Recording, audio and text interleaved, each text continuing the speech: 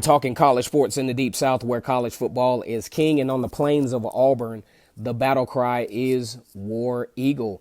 Once again, it's K-Stu the GOAT for Vernon Speak Sports. We're talking Auburn football like nobody's business here in the latter part of the month of May as we head into summer workouts. But we're already talking about 2020 recruiting.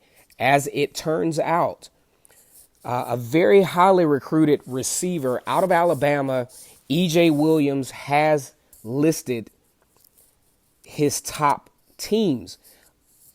On the list before, he had Georgia, Texas A&M, Oregon, Ole Miss, and Arkansas among the teams that he has now, but he's kind of slimmed the list down as of Sunday.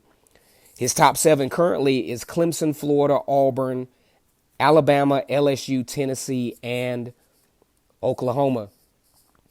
We talk about, high school football in Alabama. You would be remiss not to mention Central Phoenix City in that particular conversation. You're talking about the reigning 2018 state champions of the 7A class of Alabama. 7A happens to be the highest level of competition in the state of Alabama. And as you dissect the Central Phoenix City high school program, you're talking about years of success, which started around 1994 and has been consistent for the most part all the way up to 2018, with a lapse, however, between 2001 and 2010 and cranking things back up in 2011 with the region championships, also looking at consecutive regional championships between 2014 and 2018 to cap it off with a state championship in 2018. We're talking none other than E.J. Williams, who is a very highly recruited wide receiver out of Central Phoenix City.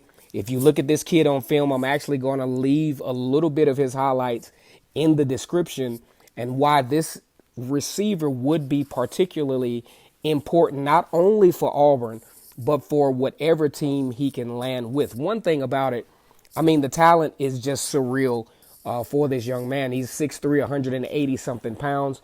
He's, for a tall guy, he's very quick at the point of attack. He has very, very good fundamentals as far as creating separation. He's what we would call in the Deep South as lanky. He's very tall and very slender. We call these kind of guys lanky, but he's very fast and he has excellent hands.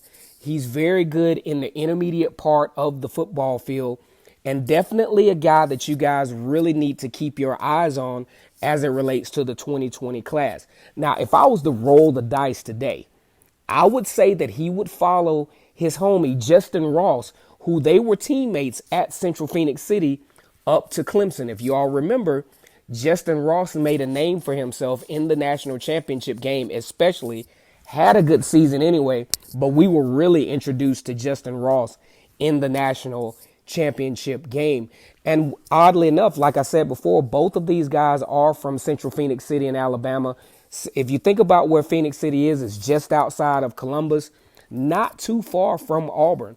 So Auburn can go down and recruit, and also Auburn has a better sell with Bo Nix and Joey Gatewood, very, very good quarterbacks on the plains. But I think in order for Auburn to solidify a recruit like this, an absolutely consistent display on the football field offensively is paramount. E.J. Williams has to see his place on this Auburn team as a somewhat elite receiver.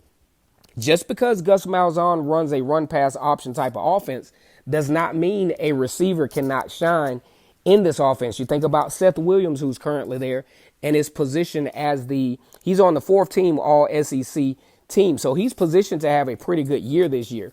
I think you show a guy like Seth Williams having success, it could start to kind of sway a guy like E.J. Williams to say, hey, you know what? I can go to Auburn and have that same level of success. Now, will that potentially happen? It's just only time will tell.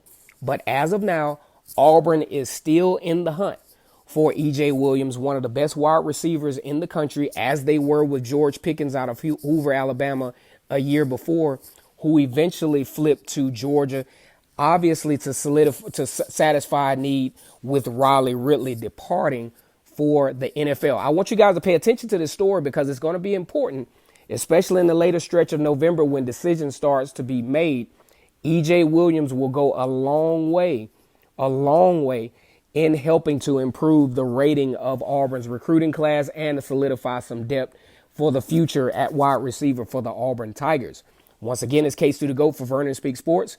We're talking Auburn football like nobody's business today. Go ahead and comment on this video. Subscribe to Vernon Speak Sports. War Eagle.